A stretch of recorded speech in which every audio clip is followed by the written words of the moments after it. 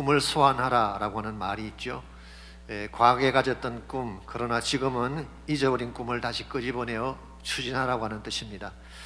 사실 누구나 나름대로 꿈을 꾸죠. 그러나 시간이 지나가면서 그 꿈이 흐려지거나 지워져 버리는 경우가 많이 있습니다. 그러나 만일 그 꿈이 진실로 바른 꿈이라면 반드시 다시 소환을 해서 추구를 해야 됩니다. 그래야 우리 인생의 의미가 살아나고 에너지를 되찾게 되는 것입니다. 여러분들에게도 꿈이 있었을 것입니다. 꿈이 어떤 것이었으며 그 꿈을 지금 되찾고 싶지 않으신지요? 지난 1월 달에 아틀란타 조지아에서 새해를 시작하는 첫 주간에 큰 집회 하나가 열렸습니다. 패션 컨퍼런스라고 하는 대형 집회였는데요, 매년 아틀란타에 있는 그 패션 시티 철치가 주관하는 큰 집회입니다. 첫째 날 강사로 나온 사람이 팀 티바우라고 하는 풋볼 선수였습니다. 풋볼 좋아하시는 분들은 그림을 잘 아실 것입니다만은, 그의 부모가 저희 교단 IMB에서 파송한 선교사였습니다. 그래서 그는 필리핀 마닐라에서 태어난 MK였어요. 나중에 미국으로 옮겨와서 그 플로리다 대학이 있죠. 풋볼로 유명한 대학 게이터스 대학에서 쿼터백으로 뛰게 됩니다. 그가 뛰는 동안에 그 대학을 2번씩이나 내셔널 챔피언에 올릴 정도로 큰 기량을 발휘를 했고, 대학 풋볼의 최고 영광이라고 말하는 하이즈만 트로피를 수상하는 그런 선수가 됐습니다. 한마디로 장래가 촉망되는 그런 유능한 사람이었죠. 그래서 이제 2010년도에 덴버 브랑커스라고 하는 팀에 드래프트를 받게 되고 본격적으로 프로 생활을 하게 됐습니다. 그는 1승 4패로 꼴찌였던 그 팀을 그해 디비전 챔피언으로 만드는 아주 획기적인 기량을 나타냈습니다. 이 팀 바우가 항상 타치다운을 하게 되면 하는 세리머니가 있습니다. 이걸 미국 사람들은 티바우잉, 팀 티바우의 이름을 그대로 따서 티바우잉이라고 부르는데요, 그런 운동장에 무릎을 꿇고 하나님께 감사 기도를 드렸어요. 모든 사람들이 보는 앞에서 담대하게 기도하는 모습, 참 용기가 있는 사람입니다. 뿐만 아니라 선수들이 이 눈 밑에 붙이는 아이 패치라고 하는 것이 있죠, 검은색. 그게 항상 John 3:16, 요한복음 3년 16절을 적어 놓아서 TV 카메라가 그 얼굴을 잡을 때마다 그 구절이 전역에 방송되게 하는 그런 일을 했습니다. 참으로 귀하고 용기 있는 형제가 아닐 수가 없습니다. 그랬던 팀 티바우가 갑자기 다른 팀으로 트레이드를 당하게 됩니다. 그 후부터 갑자기 기량이 흔들리기 시작해서 여러 팀을 전전하다가 결국은 NFL에서 퇴출을 당하고 말았어요. 나중에 미국 야구 마이너리그에서 선수로 뛰었지만 누구도 그를 인정해 주지 않았습니다. 나중에 하루에 195불 받는 초라한 선수로 뛰다가 은퇴를 하고 맙니다. 어떻게 보게 되면 참 초라한 퇴장이라고 할 수가 있습니다. 자, 그렇다면 여기서 그의 꿈은 끝난 것일까요? 결코 그렇지 않습니다. 스포츠맨으로서의 꿈은 좌절되었는지 모르지만 하나님의 사람으로서의 꿈은 끝나지 않았기 때문입니다. 이번 아틀란타 집회에서 그는 간증을 통해 이 사실을 밝혀주었어요. 자신이 15살 때 필리핀의 정글을 방문했다가 선천적 기형아, 발이 뒤로 서신 때 태어난 한 소년을 만나게 됐습니다. 이 소년은 자기 마을에서 저주받은 자라고 선포받고 누구도 케어해주지 않는 가운데에 비참하게 버려진 생활을 하고 있었습니다. 이 소년을 보는 순간 티보의 마음을 치는 성령의 음성이 들려왔어요. 저 아이가 나의 사랑이다, 저 아이가 너의 사명이다 라고 하는 음성을 듣고 결심을 하게 됩니다. 나는 앞으로 저와 같은 소년과 소녀들을 위해서 나의 평생을 바치기를 원한다. 영어로 이렇게 말해요. On that day, God gave me a micro mission to fight for every little boy and girl. 이 세상에 있는 정말 작고 초라한 저와 같은 아이들을 위해서 나의 평생을 바치라고 하는 사명을 그날 하나님이 주셨다. 실제로 그는 2015년도에 필리핀에 티바오 큐 하스피탈을 세우고 특수장애를 가진 아이들을 치료하면서 지금도 그 사역을 하고 있습니다. 그런 이것을 마이크로 미션, 작은 선교라고 표현을 했어요. 비록 크진 않지만 우리가 반드시 이루어야 될 미션이요, 꿈이라고 하는 그런 뜻입니다. 여러분, 우리가 가졌던 세상적인 꿈은 이룰 수도 있고 혹 이루지 못할 수도 있습니다. 물론 세상적인 꿈을 이루면 좋겠지만 꼭 이루지 못한다고 해서 그것 때문에 인생의 실패를 논할 필요는 없습니다. 왜냐하면 하나님이 인정하시는 꿈이 더 소중하기 때문에. 하나님께서 우리에게 주신 본래적인 꿈, 하나님의 꿈이 세상의 어떤 것보다 더 소중하고 중요하기 때문에 우리 형편이 어떠하든지 우리 삶의 형태가 어떠하든지 우리 이 꿈을 잘 간직을 해야 되고 이 꿈을 반드시 실천해야지 여러분의 삶이 허무하지 않게 되고 진정한 열매를 남기게 되는 것입니다. 하나님께서 우리 모두에게 각자에게 필요한 하나님의 꿈을 심어주셨는데 과연 그 하나님이 주신 꿈은 무엇이며 어떻게 하면 그것을 성취해낼 수 있을지 오늘 주신 본문을 중심으로 함께 정리해 보려고 합니다. 오늘 같이 읽은 본문에 보시면 예루살렘을 통해 이루실 하나님의 꿈에 대한 말씀이 소개가 되어 있습니다. 저는 이것을 시온의 꿈이라고 그렇게 표현을 했습니다. 시온과 예루살렘은 사실 같은 장소입니다. 그러나 좀 더 정확하게 표현하자면 시온이라고 하는 것은 예루살렘에 있는 산을 말하는 것입니다. 그래서 우리가 흔히 시온산이라고 부르죠. 항상 꼭 그런 것만은 아니지만 일반적으로 예루살렘이라고 할 경우에는 정치적인 지명이고 이스라엘의 수도를 지칭하는 용어로 많이 사용됐습니다. 그러나 시온이라고 할 경우에는 영적인 의미가 더 많이 담겨져 있고 포괄적인 의미를 갖고 있습니다. 그래서 시편을 보게 되면 시온이라는 단어가 많이 나오는데 시편에 사용된 시온이라는 말은 하나님의 도성, 하나님의 나라, 혹은 이스라엘 전체를 의미하는 단어로 사용이 됐습니다. 그러나 오늘 본문에서 예루살렘이라고 하는 것은 물론 역사적인 차원에서 말씀하신 예루살렘이지만 궁극적으로는 하나님의 거룩한 도성, 하나님의 나라를 위한 비전을 의미한다고 볼 수가 있습니다. 그래서 제가 제목을 시온의 꿈을 재현하자 그렇게 잡은 것입니다. 자, 그렇다면 구체적으로 시온의 꿈은 어떤 것을 말하는 것일까요? 결론부터 말씀드리면 하나님 나라 꿈을 말하는 것입니다. 아시는 대로 시온산은 하나님이 꿈을 가지고 세우신 곳이었습니다. 하나님 그곳에 다윗 왕조를 세우시고 예배와 율법의 중심지로 삼으셨어요. 성전을 통해 제사가 이루어지고 온 백성이 함께 모여 하나님을 찬양하는 영광스러운 도성이 되기를 원했습니다. 뿐만 아니라 그 시온 산성에는 그 옛날 아브라함이 독자 이삭을 바쳤던 모리아 제단이 있는 곳입니다. 그러므로 시온은 하나님의 언약이 있는 장소라고 말할 수가 있고 예수님의 예표이신 모리아 제단이 세워진 곳이기 때문에 구속 역사의 중심 센터라고 부를 수가 있습니다. 이와 같이 거룩하고 존귀한 꿈을 가지고 있는 것이 시온이었는데 지금은 어떻게 되었나요? 오늘 본문의 케이스를 소개해드리자면 성은 패망하고 성전은 잿더미가 되고 말았으며 열국의 영광은커녕 열국의 조롱거리로 전락을 하고 말았습니다.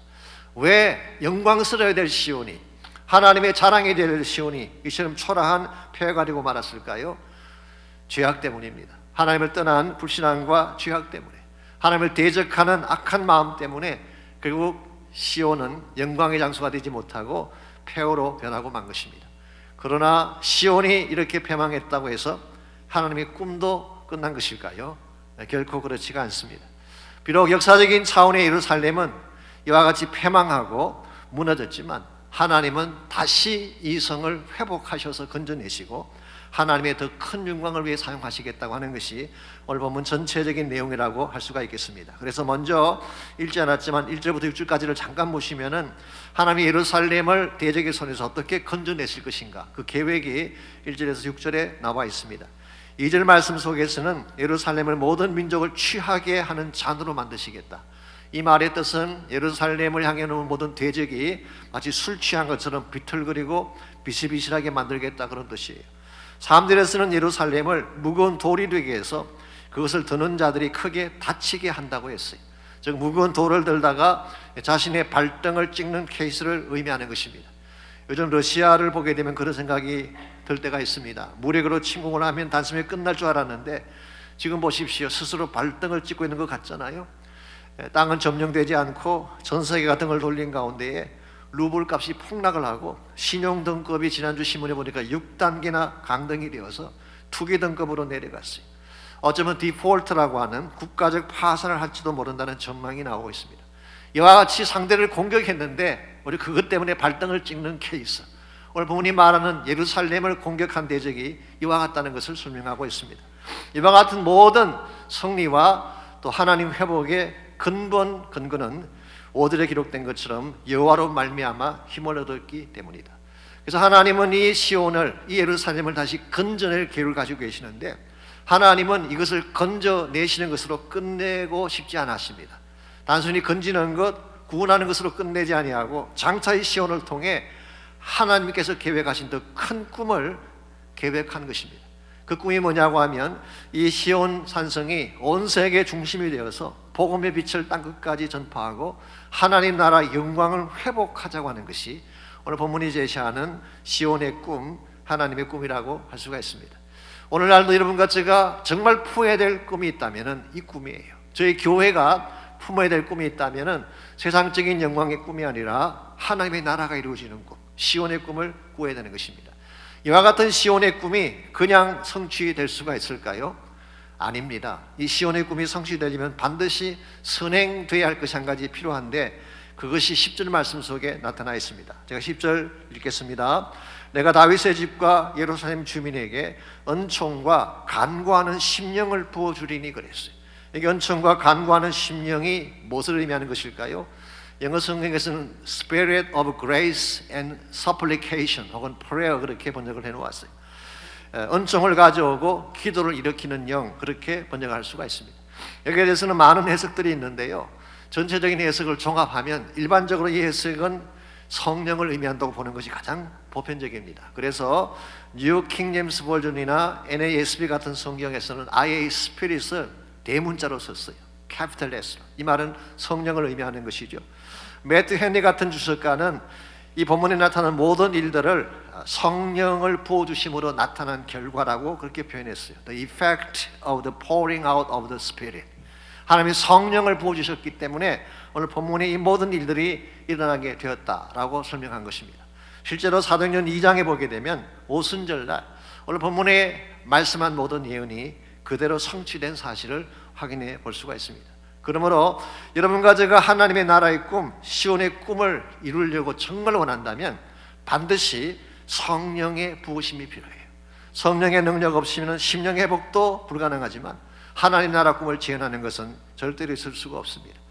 여러분 성경 전체를 한번 다시 정리해 보면요, 아담이 타락한 이후로 인류 역사를 이끌어왔던 큰 두 개의 줄기가 있습니다. 그 중에 한 가지는 시날 땅에서 일어난 바벨탑 사건, 이것이 한 줄기를 이루고 있고 또 한 개의 줄기는 시온 산성에서 일어난 오순절 사건을 이야기할 수가 있습니다.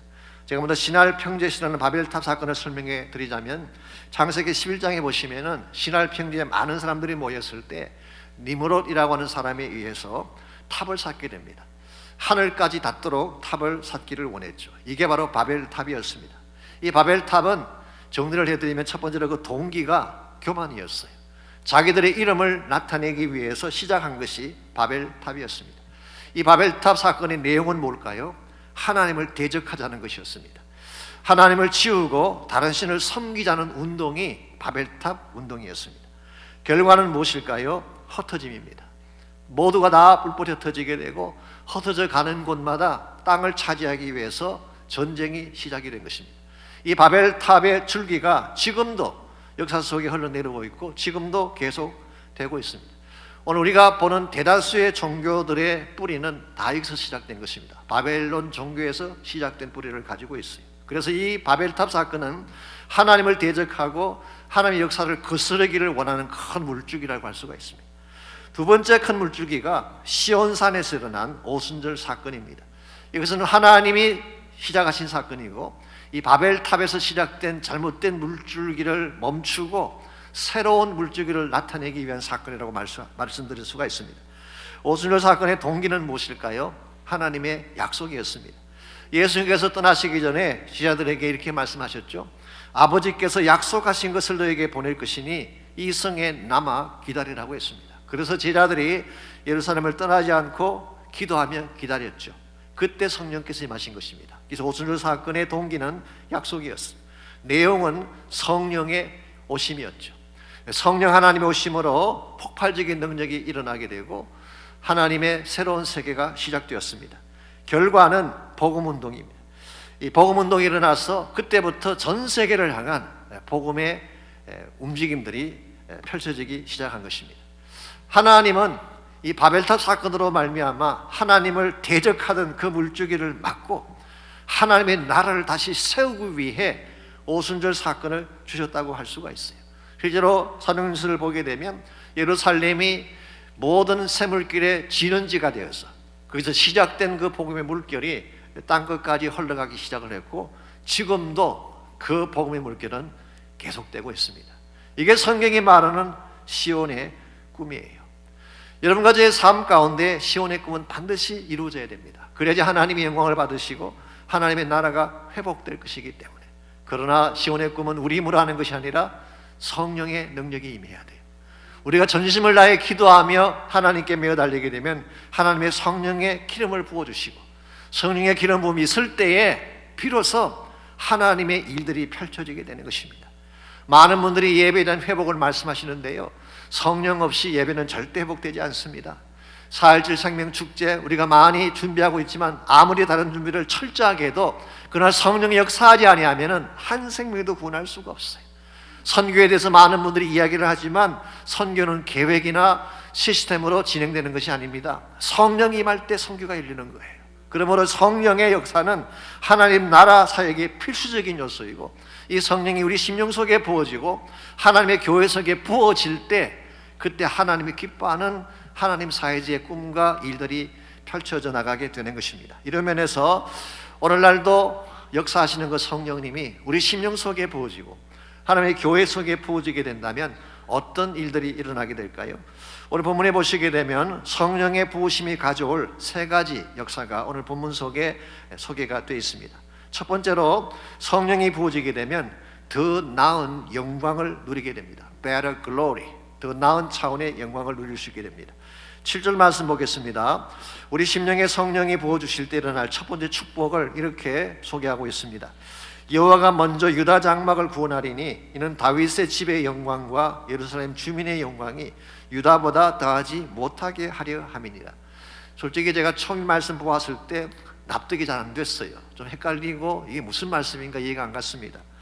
유다는 뭐며 다윗의 집은 뭐며 예루살렘 주민은 뭔데, 다 비슷한 말고 같은 말 같은데 더 영광이 크다고 하니까 이게 무슨 뜻인가. 솔직히 이 스가랴서라는 것이 예언서이기 때문에 난해한 부분이 있습니다. 그러나 자세히 들여다보게 되면 이 말씀의 뜻을 잘 정리할 수가 있어요. 오늘 본문에서 7절에서 유다의 장막이라고 표현한 것은 구원받은 하나님의 백성을 뜻하는 것입니다. 구원받은 하나님의 백성. New Living Translation은 이것을 이렇게 번역을 해놓았습니다. 유다의 나머지 사람들, The rest of Judah, 유다의 주민들 가운데 남아있는 사람들, 그렇게 번역을 해놓았어요. 사실 유대인들 가운데 대다수는 하나님을 대적하고 우상을 섬기고 부패하고 타락을 했는데, 근데 그들 가운데 남은 자들이 있다는 거예요. 끝까지 신실하게 우상 섬기지 않고 믿음을 지켰던 남은 자들, 그걸 의미하는 것입니다. 오늘날로 말하면 진정한 차원의 신앙 공동체를 의미한다고 할 수가 있습니다. 그 반면에 다윗의 집과 예루살렘의 주민이라고 표현한 것은 이 과거 이스라엘의 역사를 언급한 것입니다. 과거 이스라엘 역사 중에 가장 영광스럽다고 생각하는 것이 다윗의 가문이었죠. 그들은 왕족으로서 큰 영광을 누렸던 사람들입니다. 또는 예루살렘에 살고 있던 주민들도 자긍심이 대단했습니다. 그런데 오늘 성경은 말하기를 과거에 다윗의 가문들이 누렸던 영광이 아무리 크다고 하더라도, 예루살렘에 살았던 주민들의 영광이 아무리 찬란하다고 할지라도 성령에 임한 하나님의 신실한 백성들에게 줄 영광보다는 못하다, 그런 뜻이에요. 이게 성령께서 임하면 일어날 놀라운 사건입니다. 이 과거에 다윗의 가문, 유다의 왕들이 영광스럽다고 했지만 실제로는 부패한 왕들이 많았어요. 하나님 앞에 잘못된 일을 하는 타락한 왕들이 많았기 때문에 그들의 영광은 진짜가 아닙니다. 유대인들 자체로서는 예루살렘의 영광을 이야기했는지 모르지만 죄악 가운데 있는 영광이기 때문에 그건 빛나는 영광이 아니에요. 근데 비록 작은 숫자이고 초라한 사람이라고 할지라도 참 믿음을 가진 자의 심령 속에 임하시는 성령님, 이게 진짜 우리의 삶을 영광스럽게 만든다는 거예요. 우리가 우리 스스로를 빛나게 만들 수 없습니다. 노력한다고 우리 인생이 빛나는 건 아니에요. 본질적으로 우리 안에는 죄가 있고 죄가 남긴 상처의 자국들이 있기 때문에 우리가 아무리 그 모양을 잘 꾸며도 우리 스스로 우리 자신을 광나게 만들 수가 없어요.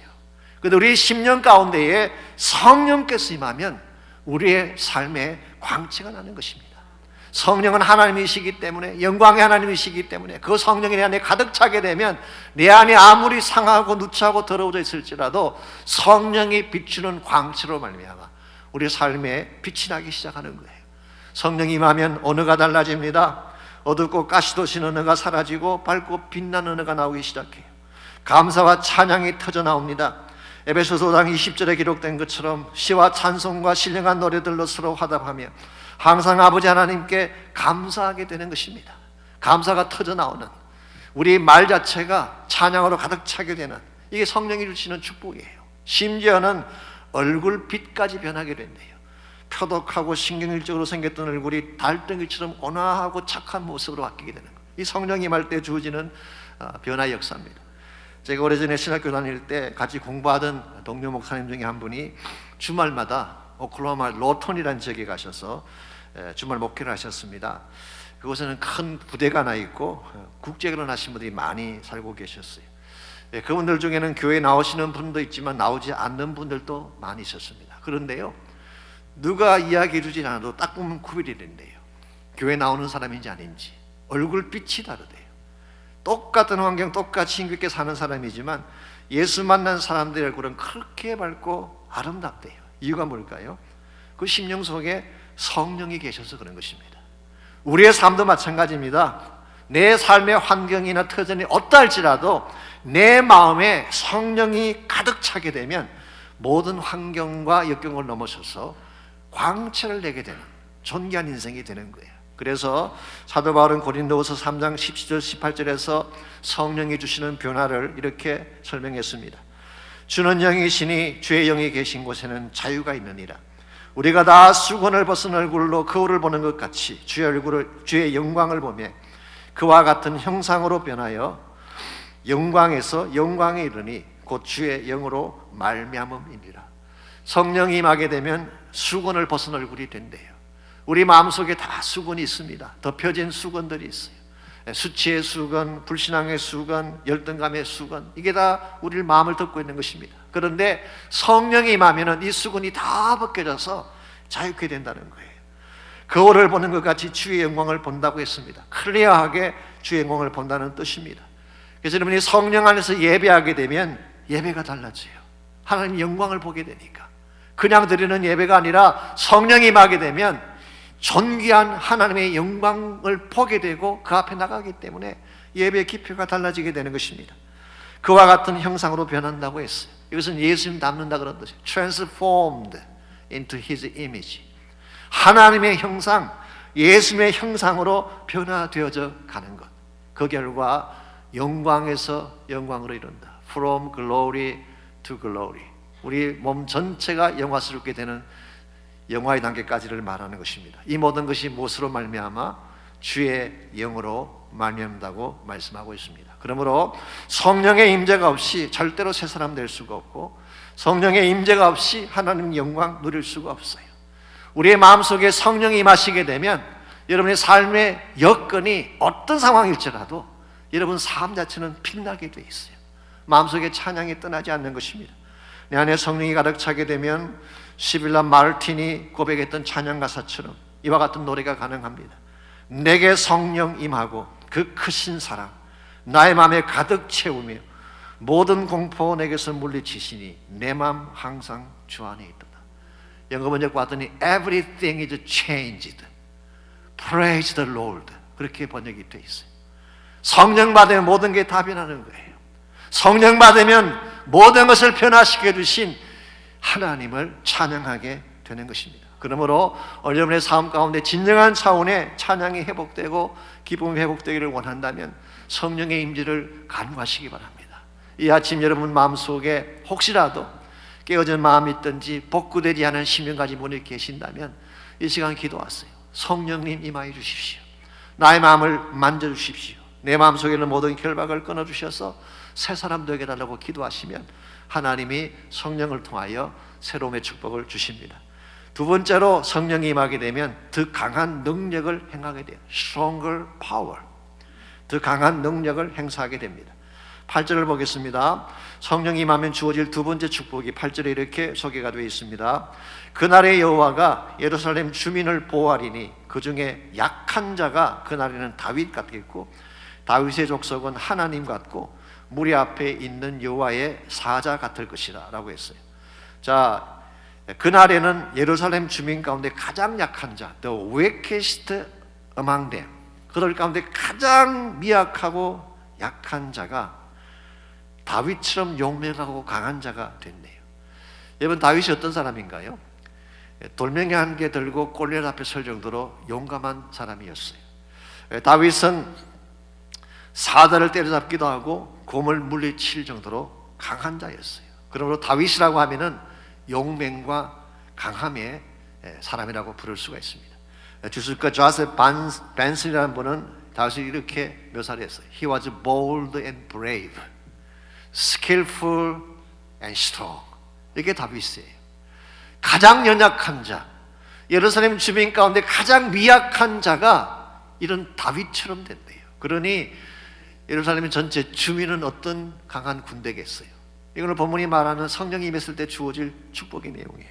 뿐만 아니라 다윗의 족속, 여기서 다윗의 족속이라고 하는 것은 the house of David, 다윗의 후손을 말하는 것입니다. 이 다윗의 후손은 하나님과 같이 되고 여호와의 사자같이 될 것이다, 그렇게 말씀합니다. 여기서 말하는 하나님은 엘로힘이라는 단어가 사용됐어요. 창조의 하나님, 능력의 하나님.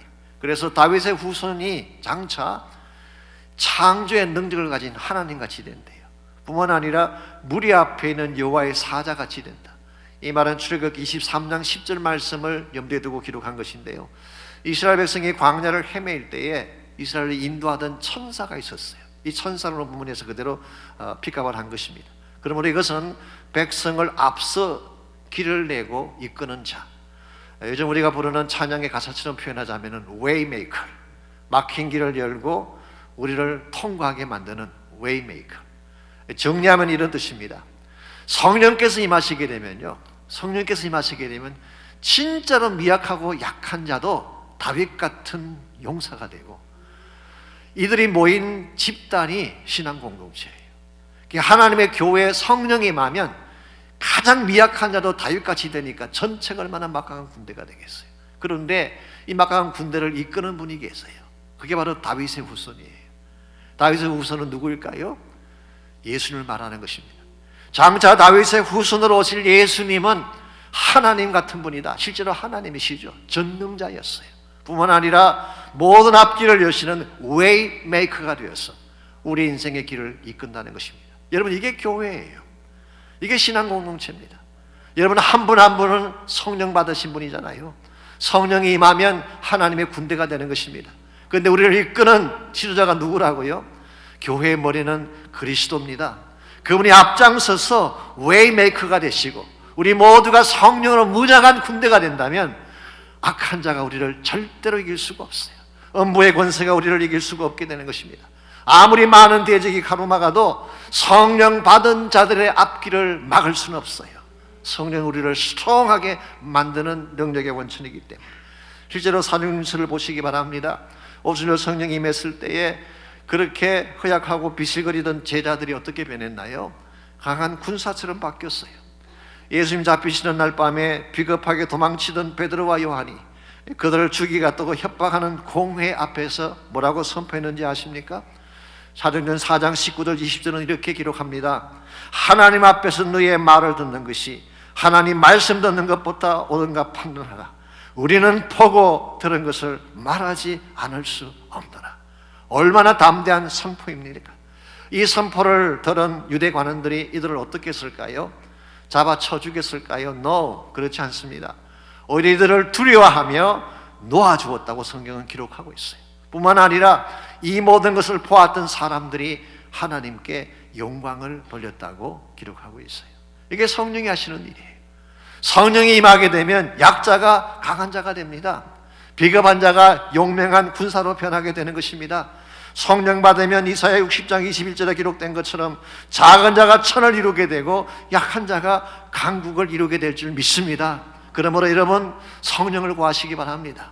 나의 육체, 내 가진 능력 의지하지 마시고 성령의 권세를 의지하기 바랍니다. 성령이 임하면 강한 자가 돼요. 성령이 임하면 세상을 이기게 되는 것입니다.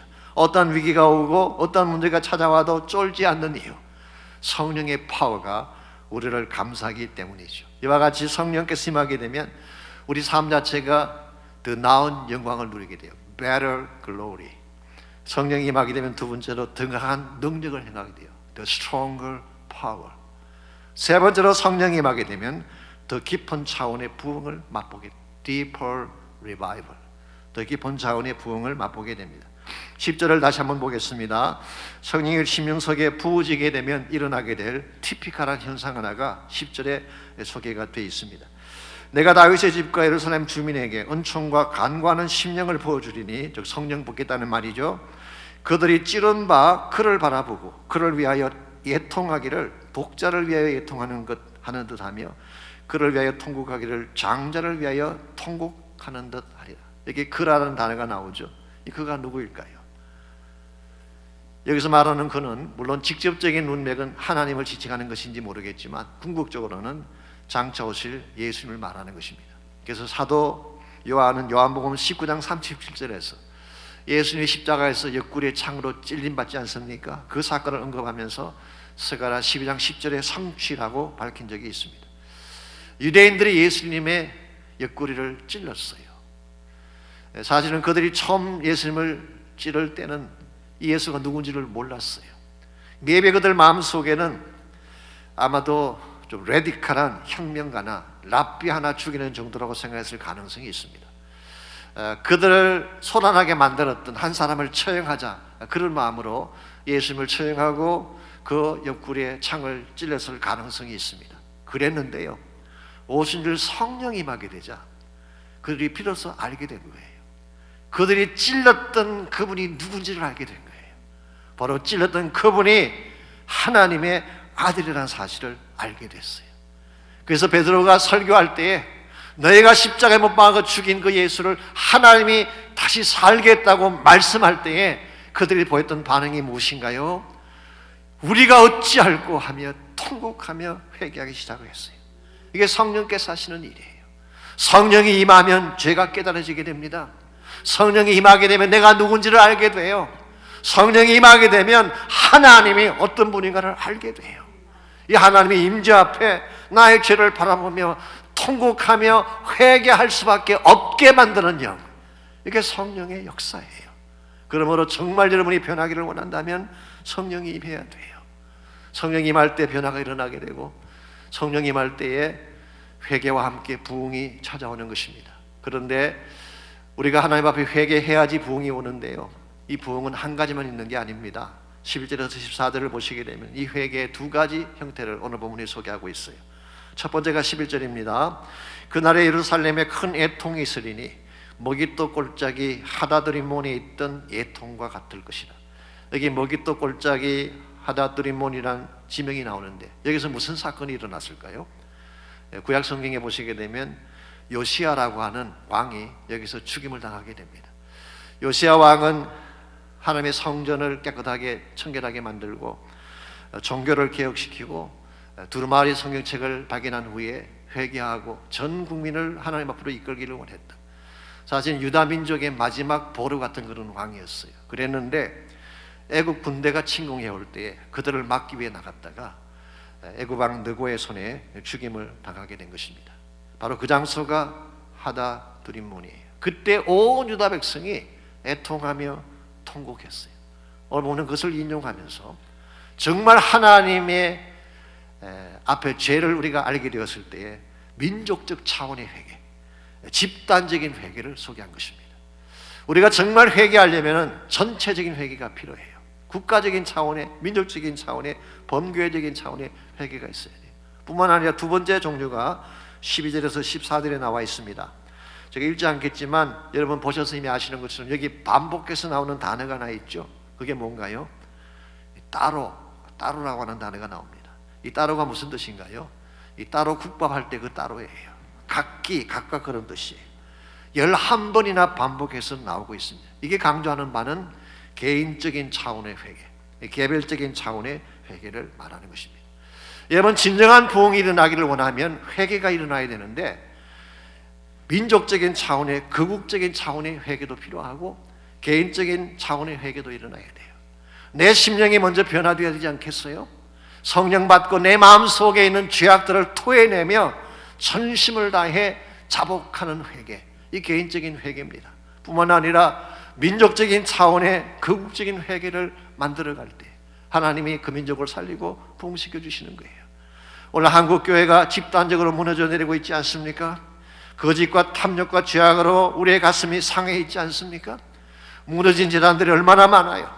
세상 우상 때문에, 죄악 때문에 무너진 재단들의 기초를 다시 쌓고 우리 위상들을 불태워야 돼요. 그래서 모든 교회들이, 한국 민족이 다시 모여서 전체적인 회개의 운동을 일으킬 때에 하나님이 한국 땅에 새로운 부흥을 주신다는 거예요.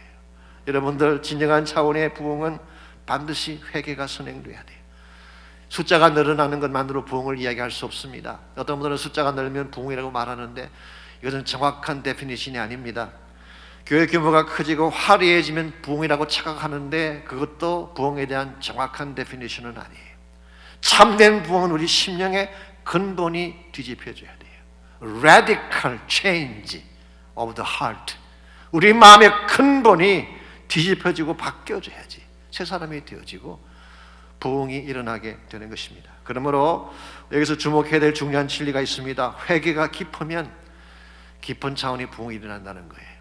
초대교회에 일어났던 부흥을 다시 한번 생각해 보십시오. 성령이 임하면서 베드로의 설교 앞에 3,000명이 거꾸러졌어요. 이 3,000명이 한꺼번에 주 앞으로 돌아오게 된 대부흥이 어디서 시작된 것일까요? 성령 일으키시는 깊은 회개에서 시작된 거예요. 여러분이 깊이 회개하는 만큼 성령의 역사가 더 크게 여러분에게 임해요. 하나님의 교회가 더 깊이 자복하고 회개하게 되면 더 큰 부흥을 하나님이 부어주시는 거예요. 그러면 이런 차원에서 다시 한번 성령의 역사가 필요하고 우리의 전체가 함께 부르짖으며 회개하는 회개운동이 필요하고 개인적으로 주 앞에 나아가서 나의 죄를 자복하는 회개가 필요합니다. 그때 하나님이 부흥을 시작하시고 진정한 차원의 부흥의 은혜를 주시는 것입니다. 참된 부흥을 일어나게 하려면 이와 같이 회개가 일어나게 하고 성령의 역사가 일어나게 하려면 뭐가 필요할까요? 기도해야 됩니다.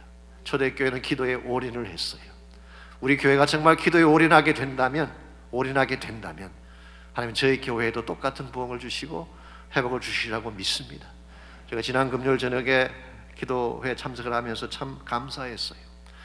다른 것이 아니라 중보하기 위해 나오셨다는 그 사실 자체가 참 감사했어요.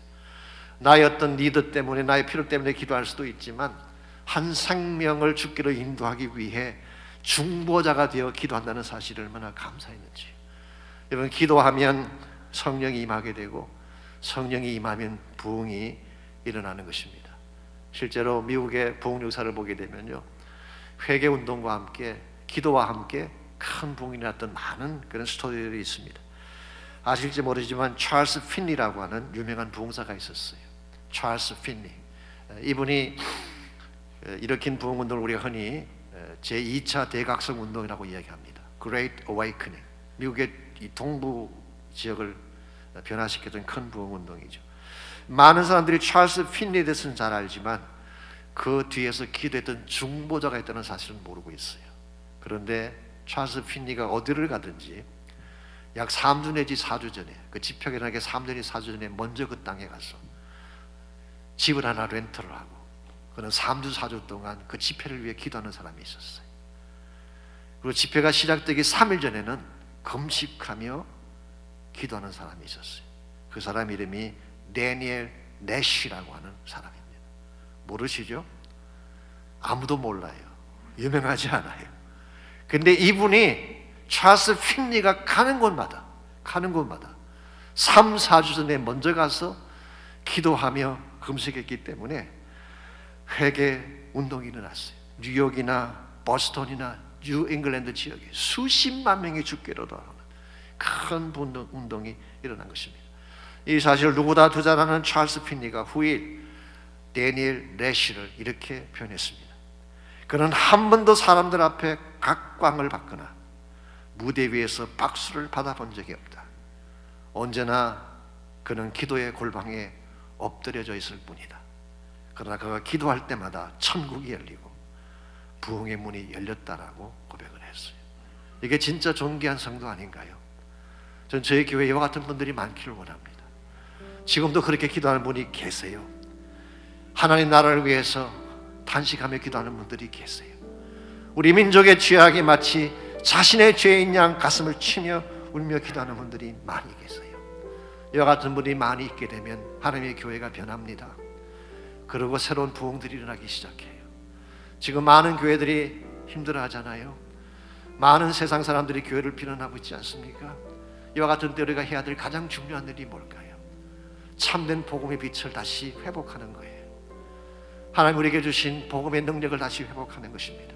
그러므로 여러분과 제가 정 우리 남은 생애 동안에 이 시온의 이 비전을 나의 꿈으로 삼고 성령과 함께 달려나가서 주님 오시는 그날까지 주의 나라를 이룰 수 있도록 결단하며 헌신하시기를 바랍니다.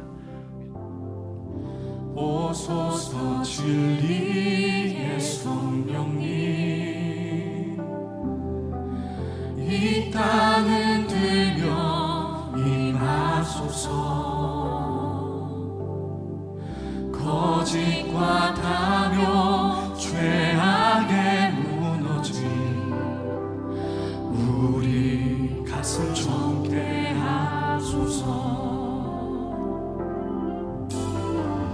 오소서 은혜의 성령님, 하늘 가르고 임하소서. 거룩한 불꽃 하늘로서 임하사 타오르게 하소서. 주 영광 위에 부흥의 불길 타오르게 하소서. 진리의 말씀 이 땅 새롭게 하소서. 은혜의 강물 흐르게 하소서. 성령의 바람 이 땅 가득 불어와. 흰 옷 입은 주의 순결한 백성, 주의 영광 위에 이제 일어나. 열방을 치 우리가 성령의 능력으로 지역과 세상을 섬기는 만나교회입니다. 우리가 다시 한번 그 부흥의 불길을 간구하며 주님 앞에 나갑시다. 부흥의 불길 타오르게 하소서. 부흥의 불길 타오르게 하소서. 진리의 말씀 이 땅 새롭게 하소서. 은혜의 강물 흐르게 하소서. 성령의 바람 이 땅 가득 불어와. 주님 우리가 증인이 되겠습니다. 흰 옷 입은 주의 순결한 백성, 주의 영광 위에 이제 일어나. 열방을 치유하며 행진하는 영광. 우리 마저 다시 한번 찬양합니다. 부흥의 불길 타오르게 하소서.